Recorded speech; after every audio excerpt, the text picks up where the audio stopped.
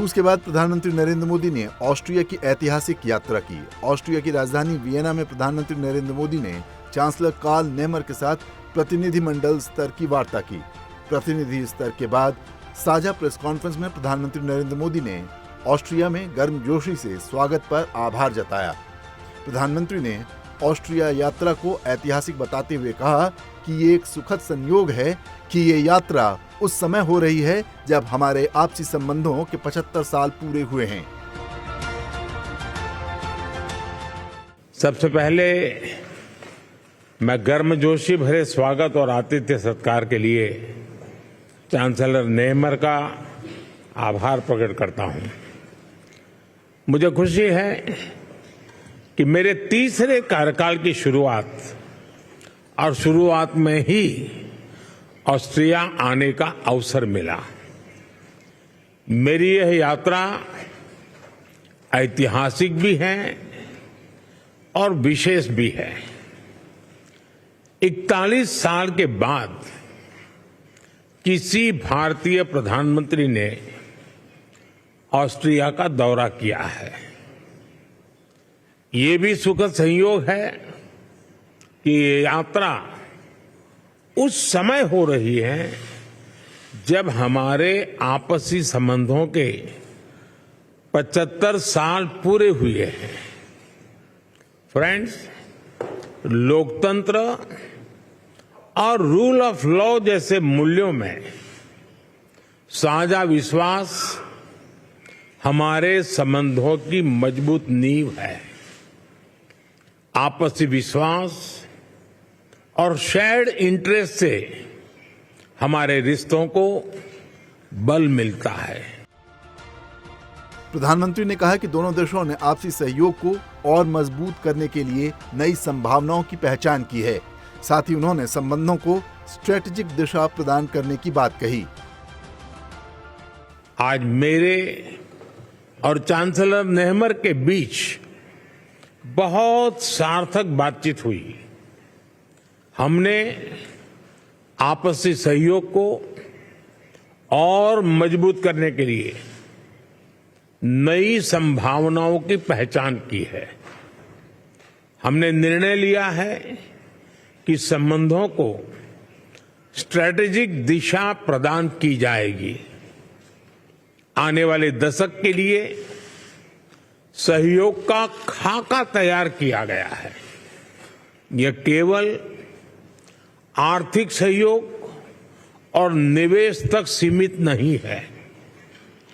Infrastructure विकास, innovation, renewable energy, hydrogen, water and waste management, artificial intelligence, quantum जैसे क्षेत्रों में एक दूसरे के सामर्थ्य को जोड़ने का काम किया जाएगा। दोनों देशों की युवा शक्ति और आइडियाज को कनेक्ट करने के लिए स्टार्टअप ब्रिज को गति दी जाएगी।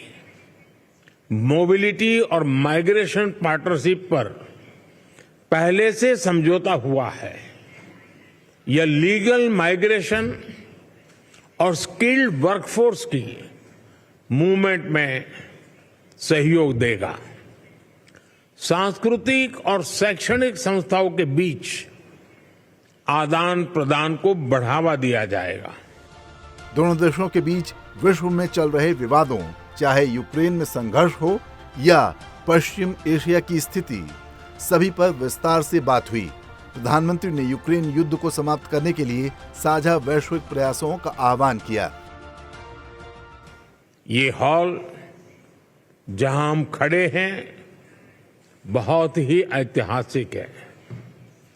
19वीं सदी में यहां ऐतिहासिक वियना कांग्रेस होस्ट की गई थी। उस कॉन्फ्रेंस ने यूरोप में शांति और स्थिरता को दिशा प्रदान की थी। मैंने और चांसलर नेमर ने विश्व में चल रहे विवादों, चाहे यूक्रेन में संघर्ष हो या पश्चिम एशिया की स्थिति, सभी पर विस्तार में बात की है। मैंने पहले भी कहा है कि यह युद्ध का समय नहीं है। समस्याओं का समाधान रणभूमि में नहीं हो सकता। कहीं भी हो, मासूम लोगों की जान की हानि स्वीकार्य नहीं है। भारत और ऑस्ट्रिया शांति और स्थिरता की जल्द से जल्द बहाली के लिए डायलॉग और डिप्लोमेसी पर बल देते हैं। इसके लिए हम दोनों मिलकर हर संभव सहयोग देने के लिए तैयार हैं।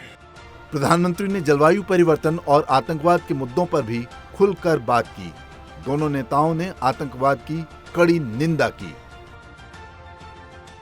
फ्रेंड्स, आज मानवता के सामने क्लाइमेट चेंज और आतंकवाद जैसी चुनौतियों पर भी हमने विचार साझा किए।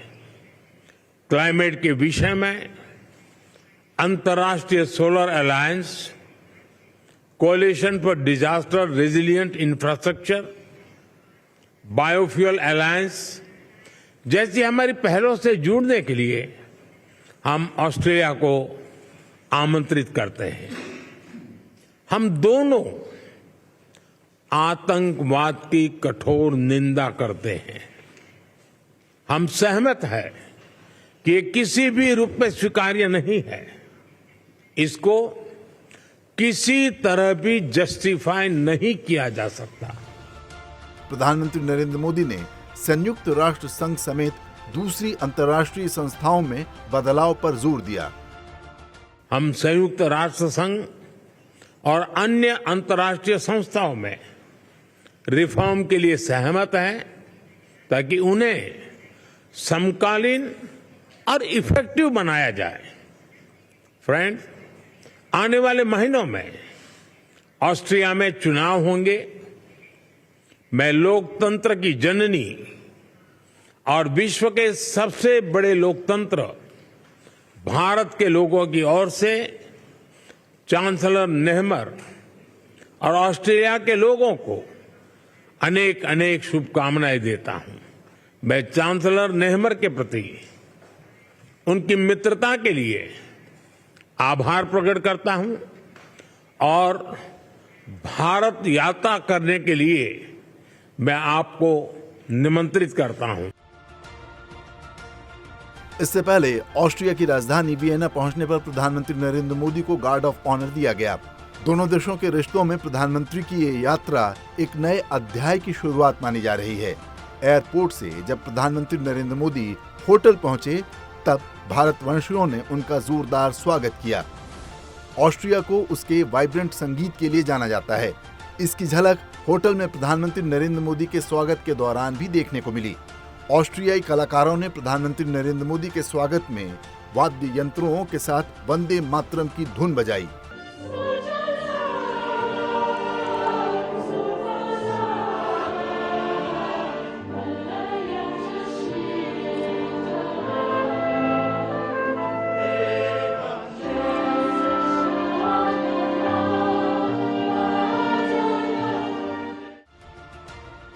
प्रधानमंत्री को वियना स्थित फेडरल चांसलरी में औपचारिक गार्ड ऑफ ऑनर दिया गया।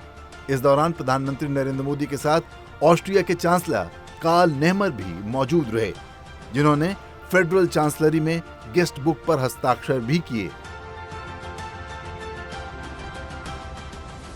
प्रधानमंत्री नरेंद्र मोदी ऑस्ट्रिया के चांसलर कार्ल नेहमर द्वारा आयोजित रात्रि भोज में भी शामिल हुए।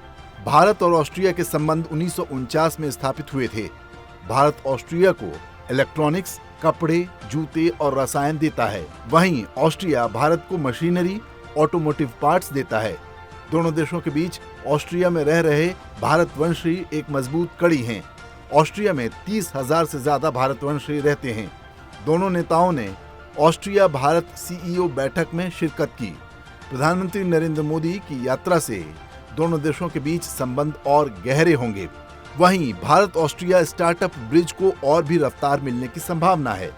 स्टार्टअप ब्रिज को इसी साल फरवरी में दोनों देशों ने ऑस्ट्रिया के श्रम और अर्थव्यवस्था मंत्री मार्टिन कोचर की भारत यात्रा के दौरान नई दिल्ली में शुरू किया था। इसका मकसद भारत ऑस्ट्रिया के बीच स्टार्टअप्स को लेकर ज्ञान और सहयोग को साझा करना है। करीब 41 वर्षों में किसी भारतीय प्रधानमंत्री की ऑस्ट्रिया की ये पहली यात्रा है। इससे पहले इंदिरा गांधी 1983 में ऑस्ट्रिया गई थीं।